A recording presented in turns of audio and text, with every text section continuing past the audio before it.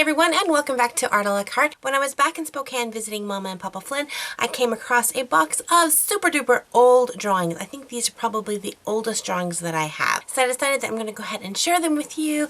These are probably back when I was 8, 9, 10, 11, 12 years old. And so yeah, let's go look at them.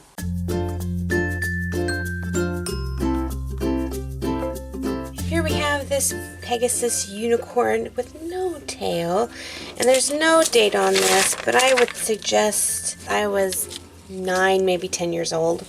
Here is a second piece. There must have been a story going on, because there's that one with the number 8 on it.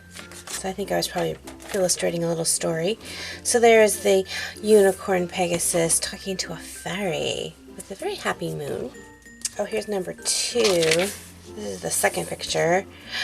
I think I remember this story. It was about a donkey, and the donkey saved a fairy, and the fairy said it would change it into a unicorn or a Pegasus, and the donkey chose both. And so, boom, there it is. That's what the story was. And then here the unicorn Pegasus got to go live in fairyland with all the fairy animals.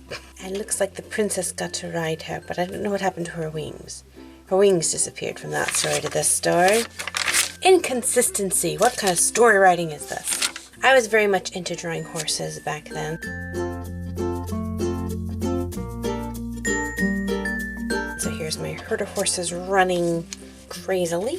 This is part of the actual storyboard, very early on sketches of the different characters. So this is what my art looked like when I decided I wanted to work for Disney. Oh, here's another picture of that. This is number 6 in the story. I don't know what's going on here, but there they are talking again. And numbers. There was a very good story, I'm sure. Here's the unfinished horse on lined paper. So we have this cool one. I hate colds. I like its big nose. And another little horsey head there. Very, very much like to draw horses back then. So this one here, I actually marked in an envelope from 1992-93. And this picture here. Now I'm going to tell you that I can tell from this drawing that I had taken a photograph and had traced the shape of the photograph.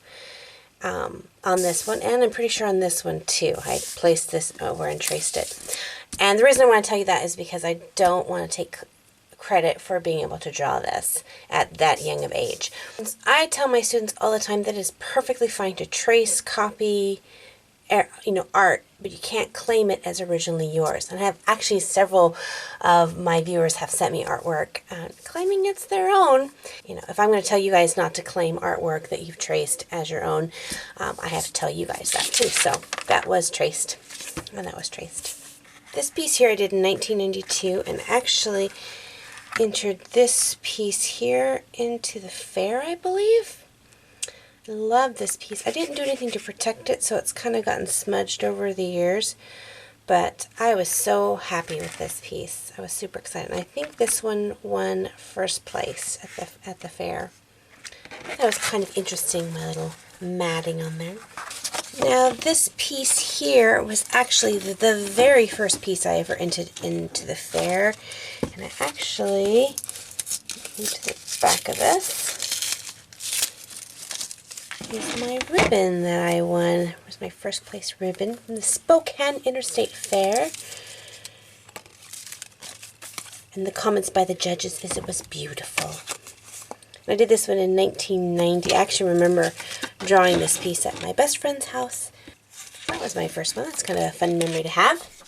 And then this was another piece I believe I entered into the fair. I don't know if I got a ribbon for this one or not, but it was from one of my oil painting classes that I took. And this was actually a piece that the art teacher let me do. Most of the time when I would do these pieces, the art teacher would come in and just do it for me and fix it. But I remember they might have done this part here. I don't think I was that skilled to be able to put that value in there. I don't know. But there was one I did of a puppy dog, and I know that one is totally not mine. So yeah, I think I won second place with this piece. If you're a younger artist, I encourage you to get a little box and just save some of your drawings.